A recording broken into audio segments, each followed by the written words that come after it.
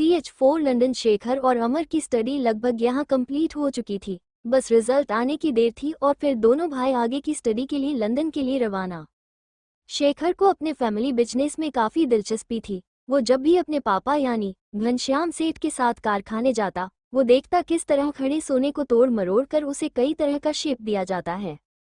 कई वर्कर के हाथों में सच्चे मोती होते तो किसी के हाथों में नग, सब अपने अपने काम में जुटे रहते। दूसरी तरफ जाता तो देखता कितने लड़के लड़की या कंप्यूटर पर ज्वेलरी डिजाइनिंग का काम कर रहे हैं। वो सबके काम को गौर करता, फिर उनसे बातें भी करता। जहां उसे कुछ ऊपर नीचे लगता तो उन्हें कहता मगर प्यार से। लगभग 1000 वर्कर सिर्फ इस जगह काम करते हैं। घनश्याम ज्वेलर्स के नाम से चलती है ये फार्म। वैसे तो ये गोल्ड एंड डायमंड के होलसेलर हैं, मगर इनके खुद के कई रिटेल शोरूम भी हैं। घनश्याम ज्वेलर्स के नाम से सारा बिजनेस चारों ही भाई हैंडल करते हैं, एक ही तालमेल के साथ। इस गद्दी पर जो भी काम होता है सब घनश्याम जी के अंडर में, उनके इजाजत के बिना एक पत्ता भी नहीं हिलता।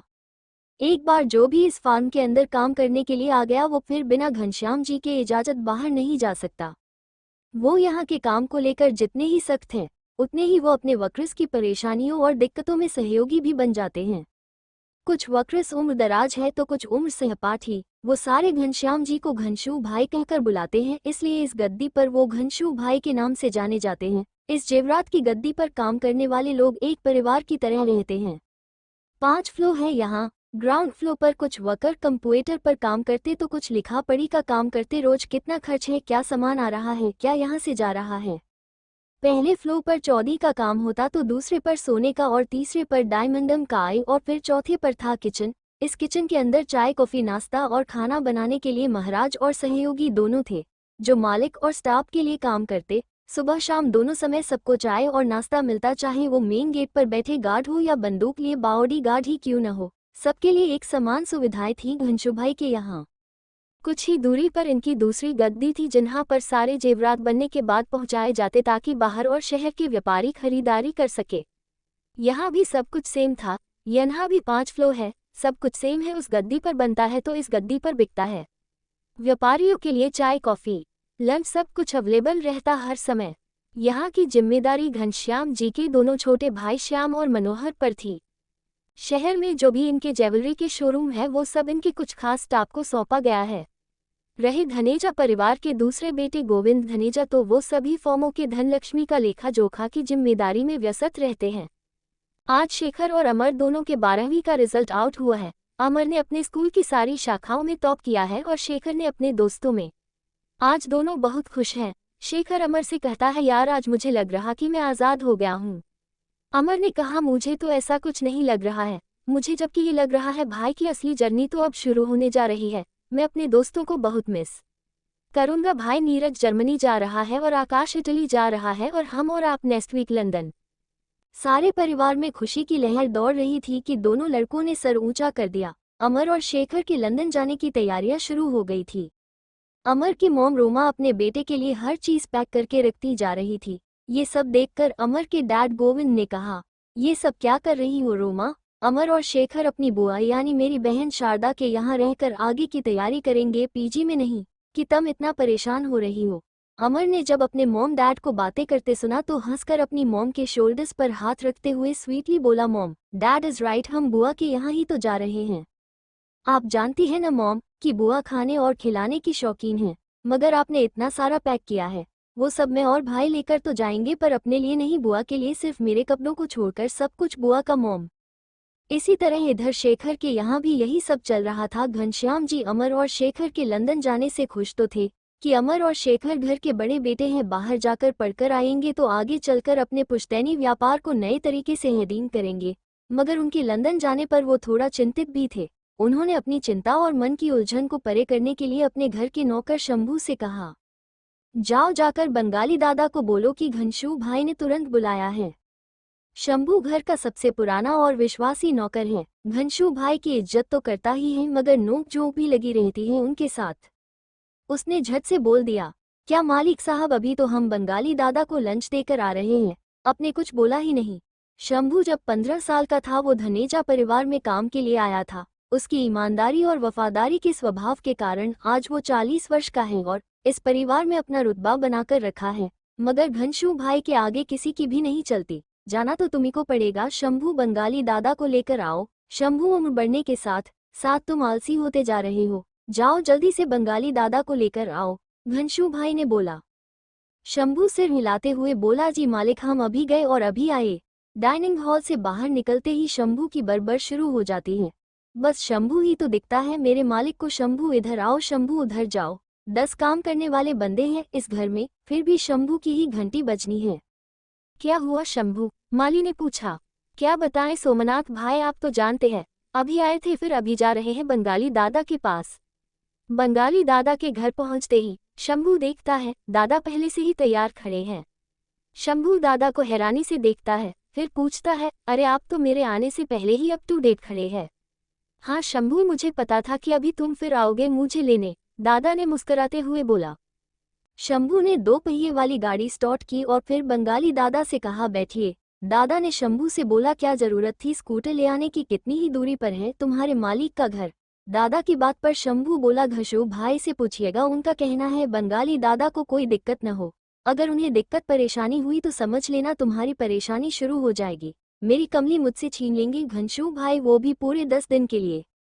स्कूटर पर पीछे बैठे हुए बंगाली दादा ने आश्चर्य से पूछने लगे, तुम्हारी कमली छीन लेगा घनश्याम भाई, क्या बड़बड़ा रहे हो शंभू? कमली है कौन तुम्हारी? शंभू ने बोला, कमली घरवाली है मेरी। शंभू की बात पर दादा ने बोला, तुम्हारी घरवाली तो गांव में है, घनश्याम क्यों छीनेगा भाई? शंभू ने बोला, हाँ मेरी घरवाली तो गांव में है, मगर मेरी मोबाइल के फ्रंट पेज पर मेरी कमली का फोटो है, इसलिए मेरी मोबाइल का नाम भी कमली है। और अगर मेरे घनश्याम भाई जब मेरे ऊपर गुस्साते हैं तो मेरी कमली लेकर रख देते हैं अलमारी में बंद। शंभू की बातों पर बंगाली दादा जोर से हंसने लगे, बोलने लगे, वाहरी तुम्हारी कमली, कभी ऐसा किया है घनश्याम भाई ने? शंभू, बहुत बार दादा। बातें करते करते पहुंच गए बंगाली दादा घनश्याम भाई के घर। घनश्याम जी, बंगाली दादा को देखकर बोलने लगे, आ गए आप दादा, आप ही को ताक रहे थे हम। क्या हुआ घनश्याम, सब खैरियत तो है? दादा ने कहा आते ही। हाँ दादा, सब कुछ ठीक है, माँ त्रिमूर्ति की कृपा जब तक हम पर है, हमारा कोई बाल भी बांका नहीं कर सकता है। फिर क्यों याद किया हमको घनश्याम भाई? एक मन में कई दिनों से उलझन चल रही है दादा, उसको तो आप ही दूर करेंगे। कैसी उलझन? तुम्हें किस बात की परेशानी भला? दादा ने पूछा। अभी बताते हैं दादा आपको, घनश्याम जी ने तुरंत शंभू को बोला। जाओ शांति से कह दो दादा के लिए जूस लेकर आए, और भाभी जी से बोलो हमने जो मांगा है वो तुम्हें दे लेकर आओ। शंभू घनश्याम जी की पत्नी आशा के पास जाता है, उनसे कहता है, भाभी जी भैया जी ने कुछ मंगवाया था। आशा, हाँ शंभू, ये तुम्हारे भैया जी का बैग रखा है, इसे ही मंगवाया है उन्होंने। शंभू बैग लेकर सीधे घनश्याम जी के पास जाता है और बैग को वही सोफे पर रखता है जहां दोनों बैठे हुए बातें कर रहे हैं। घनश्याम जी ने बैग को खोलकर उसमें से एक फाइल निकाली और दादा के हाथ में देकर कहा, दादा इसे देखिए। बंगाली दादा ने जब फाइल हाथ में ली और उसे खोला तो बोले, ये तो तुम्हारे शेखर की जन्म कुंडली है। घनश्याम जी ने कहा, हाँ दादा। बंगाली दादा ने कहा, अभी तो शेखर को आगे की तैयारी करनी है, बाहर जाना है, तुमने क्या उसके लिए कोई लड़की देखी है? नहीं दादा। फिर इस समय जन्मकुंडली दिखाने का मतलब क्या है घनश्याम? दादा ने पूछा। दादा के पूछने पर घनश्याम जी ने बताया कि लोकेश का जर्मनी जाना, उसके बाद वहां जो हुआ, फिर लोकेश का यहाँ आने के बाद जो भी हुआ, बेटे के गम में नीता बहन भी आपको छोड़कर चली गई। परदेश के नाम से ये सारी बातें दिमाग में घूमने लगती हैं। शेखर और अमर दोनों आगे की पढ़ाई करने के लिए लंदन जा रहे हैं। आगे उनकी लाइफ में क्या होगा, क्या लिखा है, बच्चों के भविष्य में क्या कोई परेशानी तो नहीं? बच्चे अपने मन की करेंगे या हमारी सुनेंगे? दादा मैं सब कुछ जानना चाहता हूँ। जन्म कुंडली तो देख लेता हूँ मैं, दादा ने कहा। आज जमाना हर तरफ मॉडर्न बन गया है, बच्चे भी बड़े हो गए हैं, समझदार भी हैं।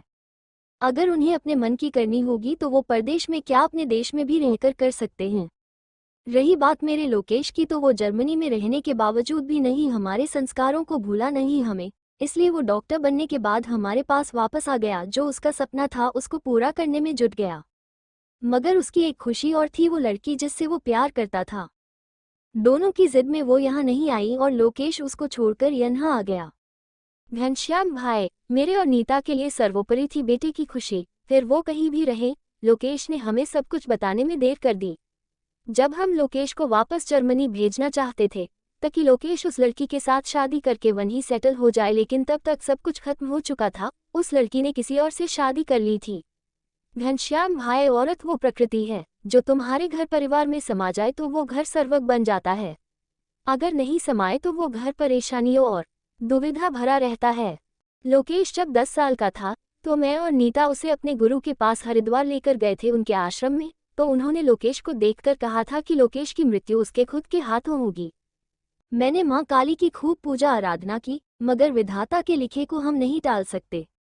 बंगाली दादा की बातों को सुनकर घनश्याम भाई का भी मन पसीज गया। उन्होंने दादा के कंधे पर हाथ रखकर दिलासा देने लगे, हमारे बच्चे भी आप ही के हैं दादा, अब उनके बारे में सोचिए क्या करना है। लोकेश और नीता आई के जाने के बाद धनेजा परिवार के सभी मेंबर्स ने बंगाली दादा का ख्याल रखा है। शंभू की रोज की ड्यूटी है दादा को खाना खिलाने की। वो तब तक वहां से नहीं हटता जब तक दादा खाना कंप्लीट न कर दे। दादा भी बहुत बड़े ज्योतिष है, उनका यही काम है। आज भी लोग उनके पास जन्मपत्री के विषय में पूछने आते हैं। लोगों को लगता है बंगाली दादा बहुत ज्ञानी है, उन्हें जन्मकुंडली देखकर आभास हो जाता है क्या होने वाला है। मगर दादा का मानना है कि वो कुछ भी नहीं है। उनसे बड़े और ज्ञानी हरिद्वार आश्रम के गुरु जी है जो इंसान को देखते ही जान जाते हैं सब कुछ। दादा ने शेखर की जन्मकुंडली देखते ही घनश्याम भाई से कहा, घनश्याम तुम्हारा शेखर तो मैना उड़ाएगा लंदन में, तीखी मिर्ची लाएगा लंदन से। इस परिवार के लिए बहुत ज्यादा चिंताजनक कुछ भी नहीं है, थोड़ा बहुत उतार चढ़ाव तो सबके जीवन में लगा ही रहता है। फिर दादा ने शेखर की जन्मकुंडली की फाइल बंद की। शेखर की फाइल बंद करते देख घनश्याम जी ने पूछा, दादा कौन सी तीखी मिर्ची लाएगा शेखर लंदन से? कुछ बातों का जवाब वक्त ही बताएगा, दादा ने कहा। दादा ने शेखर की फाइल वापस घनश्याम भाई के हाथों में दी। फिर घनश्याम भाई ने बैग से दूसरी फाइल निकाली और दादा को हाथ में देते हुए कहा, शांति जूस लेकर आई है, आप पहले जूस पी लीजिए फिर इसे भी देखिए। दादा ने जूस पीकर वापस ग्लास टेबल पर रख दिया। फिर फाइल देखी तो कहने लगे, ये तो गोविंद के बेटे अमर की जन्मकुंडली है। दादा की बात सुनकर घनश्याम जी ने बोला, धनेजा परिवार के सभी बच्चों की फाइल इसी बैग में रखी हुई है दादा। दादा ने कहा, ठीक है, ये कि सबकी जन्म पत्रिका संभाल कर रखी है एक ही हाथ में। फिर दादा अमर की जन्मकुंडली देखने लगे। देखते देखते दादा अचानक से चुप हो गए। घनश्याम जी ने दादा की चुप्पी भंग की और कहा, क्या बात है दादा, आप कुछ बता नहीं रहे हैं अमर के बारे में? दादा ने घनश्याम की बात का कोई जवाब नहीं दिया। फिर से अमर की जन्मकुंडली को पलट कर देखने लगे और मन ही मन सोचने लगे, क्या बताऊं अमर की जन्मकुंडली क्या कह रही है। अमर तो घनश्याम का सबसे लाडला है, सुन सकेगा घनश्याम की अमर का लेखा जोखा क्या होगा। फिर दादा ने टालते हुए कहा, देखो घनश्याम, मेरी पूजा का टाइम हो रहा है, अमर और शेखर को आगे की पढ़ाई के लिए लंदन जाने दो, दोनों लड़के तरक्की करेंगे। कहते कहते दादा शंभू के साथ अपने घर की तरफ निकल गए। घनश्याम जी को कुछ न बताया अमर की जन्मकुंडली देखकर। स्टोरी अच्छी लगी तो लाइक शेयर कमेंट फॉलो जरूर करें। आज के लिए बस इतना ही, मिलते हैं नेक्स्ट एपिसोड में।